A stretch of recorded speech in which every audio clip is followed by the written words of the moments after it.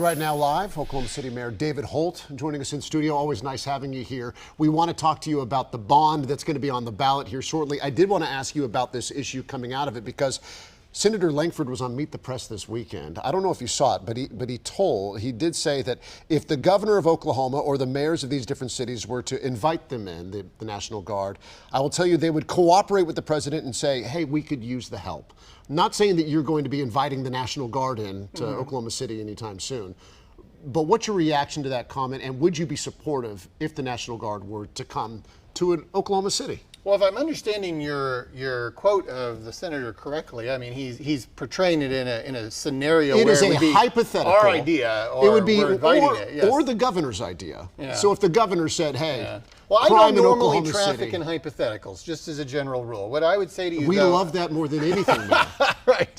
What I would say as another general rule is that cities across the country are always looking for boots on the ground, right? I mean, like here in Oklahoma City, I mean, we have 620 square miles. We've discussed, I probably sat on this very couch and discussed how we are always trying to increase the staffing of our police department. For sure. We just had you probably reported recently on, the debate at the state level about highway patrol. I mean, like all law enforcement agencies need more people. And going back to the 1990s, cities have advocated for support from the federal government for that. There was a fairly well-known program called COPS Grants where the federal government funded the salaries of local police officers. So it's not to say that we as mayors, we as cities don't like help, but taking away the control and sort of forcing untrained people into a situation where they are not going to be under the oversight of police chiefs and people who actually know the community and know what the needs are, that's a totally different matter. And it's also in some cases not necessarily being talked about in communities that need it. I mean, obviously that's how I would feel about Oklahoma City. I mean, all of our crime rates are down 1/3 over the last 7 years. So it's like, we're not in a situation where that would be particularly helpful to us or necessary in any way. So no, I'm not looking for that. And I can understand why a lot of mayors are not looking for that kind of help, because it's really not actually that helpful. We always believe in local control. We believe in partnership with the federal government.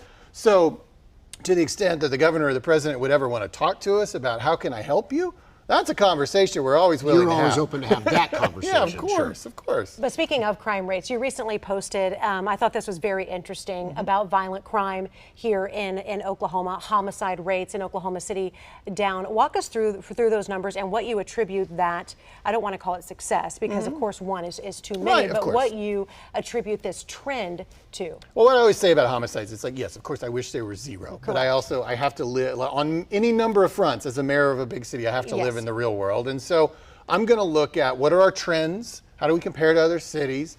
In this case, I'm pretty familiar with our trends. And about, I think it was 20 to 21, we dropped 20% in homicides. So we had a number in the 90s and we dropped to a number in the 70s. And then we've kind of been about at that number for the last several years. Now, as we sit here today, obviously the year is not over, but we did reach a milestone at the end of August. We're 2/3 of the way through the year.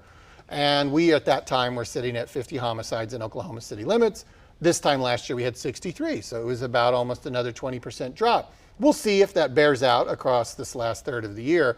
But the point is, if you look at this time period and you compare a similar time period 30 years ago, what's really remarkable to me, and this was what I posted, was that 90 to 94, the average number of homicides over a 5-year period was 74, a number that started with 74 here in Oklahoma City.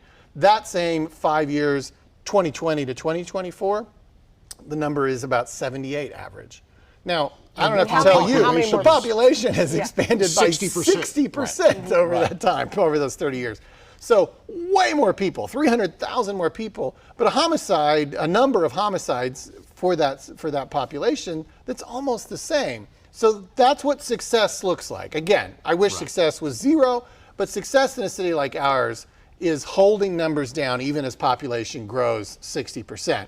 And you get there partly by law enforcement and partly by having patrols on the street, but the reality is all three of us probably get an email every time someone is murdered in Oklahoma City. We get it from the Oklahoma City Police Department. And I bet you look at those and I bet you recognize that most of those homicides are committed amongst people who knew each other. Correct.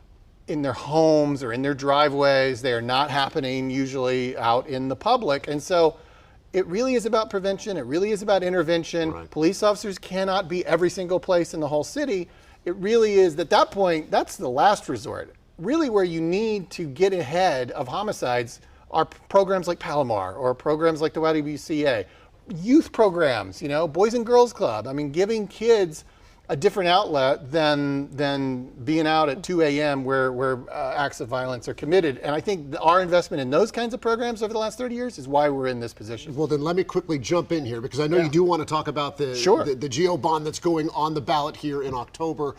Talk about trends. Oklahoma City is on a trend of actually investing in their city. You talk about some of those places that get help from these types of bonds. I mean, are you betting on the people of Oklahoma City to once again say yes to this investment? I am, because for 30 years we have invested in ourselves. That is the story. That is the foundation of all these successful things. This amazing summer we've enjoyed, every bit of it traces back to some vote we passed in this city committing ourselves to invest in ourselves. And so this bond issue on October 14th, we do these about every 10 years. This one, like the last several, does not raise your property tax rates, but it does invest $2.7 billion into core infrastructure.